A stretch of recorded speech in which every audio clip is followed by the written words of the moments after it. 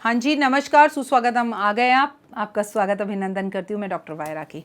प्रणाम करती हूँ आपको कोटि कोटि, और प्रणाम करती हूँ आपके पितरों को। सुखी रहें आपके पितर और उन्हें एक अच्छी ज़िंदगी आगे आने वाले टाइम में मिले, उनकी आत्मा को बहुत बहुत शांति मिले। और प्रणाम करती हूँ उन सभी पितरों को जो अचानक से कोरोना काल में हमारे देश, दुनिया और हमारी ज़िंदगी को छोड़कर चले गए। कईयों के दर्शन हुए, कईयों के दर्शन नहीं हुए, कईयों को आप अंतिम संस्कार की सही विधि मिली और कईयों को नहीं मिली। मैं परमपिता परमात्मा से उनकी आत्मा के लिए शांति करती हूँ और उनकी आत्मा को बहुत सुख मिले, और उससे ज़्यादा उनके परिवार को ये दुख झेलने की हिम्मत और ताकत ज़रूर मिले। बहुत दुखद घड़ी है, बहुत ही लोगों ने बहुत से लोगों को खोया है, बहुत छोटी उम्र के लोगों को खोया है। कहना और बातें करना बहुत आसान है, जिसने खोया है वही जानता है।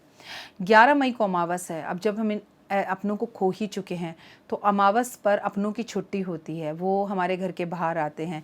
हमें अमावस पर अपनों के लिए भोजन देना चाहिए। आइए जानते हैं इस 11 मई को हम अमावस पर क्या कर सकते हैं। सबसे पहली बात तो अमावस पर 11 मई को हमें गंगा स्नान करना चाहिए। हमें बहुत दान पुण्य करना चाहिए। ब्राह्मण को भोजन कराना चाहिए घर बुलाकर।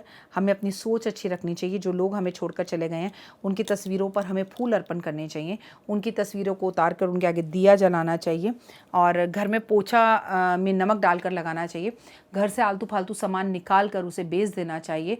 घर की सफाई हर अमावस पे ज़रूर करनी चाहिए, और घर में मैजिक वाटर डालना चाहिए। आप में से बहुत सारे लोग मेरे साथ अभी जुड़े हैं जिनको इस मैजिक वाटर के बारे में नहीं पता, तो आइए मैं आपको मैजिक वाटर के बारे में बता दूं। हमें एक स्प्रे बॉटल लेनी है, उसमें हमें थोड़ा गंगा जल मिलाना है, उसके अंदर हमें थोड़ा सा गुलाब जल मिलाना है, थोड़ा सा गोमूत्र मिलाना है, और थोड़ा सा फिटकरी मिलाना है। इन सबको मिलाकर उस स्प्रे बॉटल को घर के चारों कोनों पर, छत में, बालकनी में, किचन में, आपके बेडरूम में, आपके ड्राइंग रूम में, आपके बाथरूम में, और व्यक्तियों पर, आपके घर के बच्चों पर, हर किसी पे स्प्रे करना है। इसे मैजिक वाटर बोलते हैं, और इसे अमावस, एकादशी, पूर्णमासी और प्रदोष पे तो खासकर आप ज़रूर छिड़के, ताकि आपके घर की नेगेटिविटी ज़रूर निकले। और शाम के टाइम छिड़कना प्रदोष काल में और भी अच्छा होता है। अगर आप इसका ज़्यादा से ज़्यादा फ़ायदा उठाना चाहते हैं तो अपने मैजिक वाटर को अपने घर के मेन डोर पर हर रोज़ थोड़ा थोड़ा ज़रूर छिड़कें।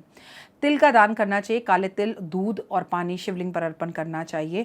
आपको न्यू मून डे, मतलब ये जो अमावस होती है इसे न्यू मून डे भी बोलते हैं, क्योंकि इस दिन अमावस पर मून हमें नहीं दिखता, लेकिन अगले दिन से जो नया जो चंद्रमा है वो उगकर बाहर आता है। इसे न्यू मून डे बोला जाता है। न्यू मून डे की शुरुआत होती है, इसलिए कहते हैं अमावस किसी भी चीज़ का अंत है, अगला दिन नई चीज़ की शुरुआत है। नया हमारा जो शुक्ल पक्ष जो है वो शुक्ल पक्ष, कृष्ण पक्षी, जो 2 पक्ष होते हैं, नया पक्ष हमारा शुरू होता है। चंद्रमा शुक्ल पक्ष का होगा तो अंधेरा घट जाएगा, ठीक है। और अगर चंद्रमा कृष्ण पक्ष का होगा तो आपके लिए कुछ नई न्यूज़ लेकर ज़रूर आएगा।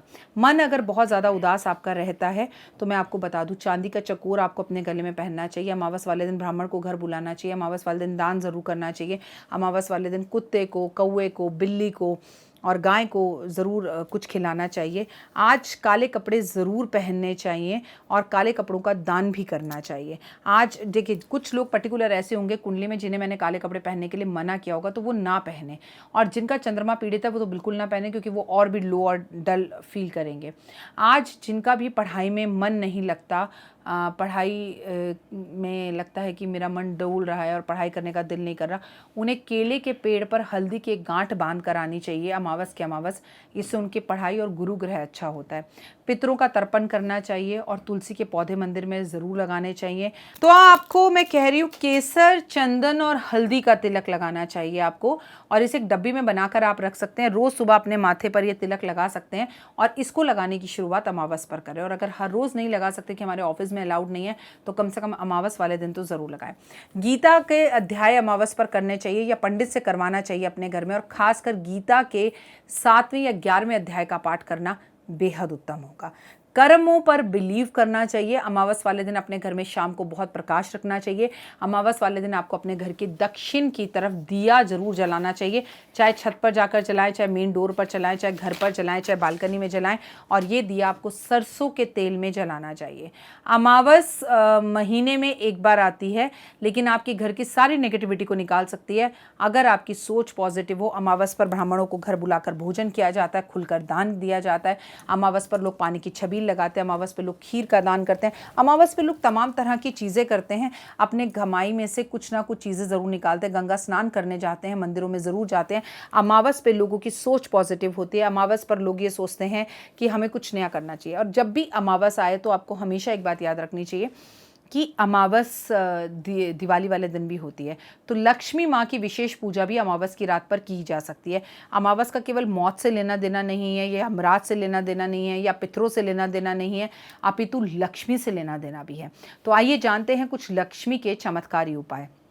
अमावस वाले दिन रात्रि में जब घर के सब लोग सो जाएं, आप नहा धोकर फ्रेश कपड़े पहनकर, अगर ये कपड़े सफ़ेद रंग के, ऑरेंज कलर के और लाल रंग के हों तो सबसे बेहतर होगा, इन कपड़ों को पहन लें और पहनने के बाद अपने माथे पर चंदन का एक तिलक लगा लें। और चंदन का तिलक लगाने के बाद आप लक्ष्मी जी की मूर्ति या तस्वीर के सामने बैठ के गाय के घी का दिया जलाएं और 7 गुलाब की अगरबत्ती लगाएं, गुलाब के फूलों की एक माला अर्पण करें और कमल गट्टे की माला पर माँ लक्ष्मी का ओम महालक्ष्मी नमः मंत्र जाप करें, या इसके सिवा अगर आपको कोई मंत्र जाप आता है वो करें।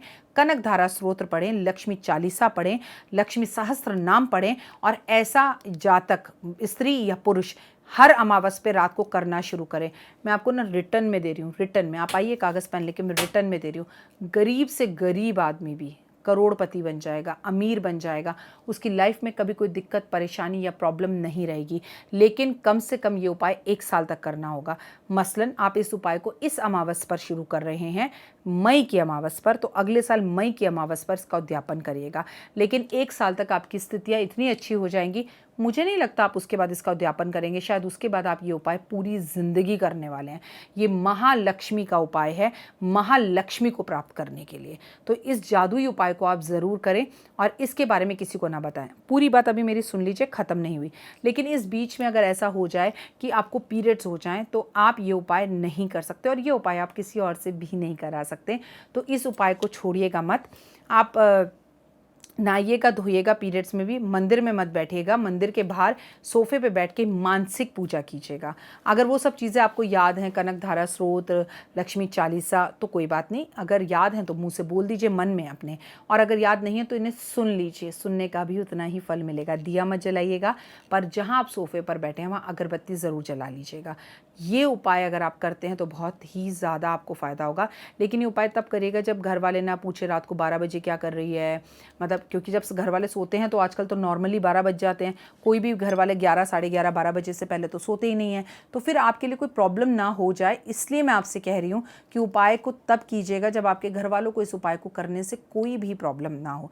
लेकिन अगर एक बार एक महिला ठान ले कि हमें खरबोपति बनना है, इस साल अपना घर ज़रूर खरीदना है, इस बार लोन ज़रूर उतारना है, मुझे तो गाड़ी का सपना है, आप मेरे कहने पर इस महाजादुई उपाय को मई की इस अमावस से शुरू कर दीजिएगा and see the change in your life. और आपको दिखाई देगा कि आपके रुके हुए काम झट से बन गए।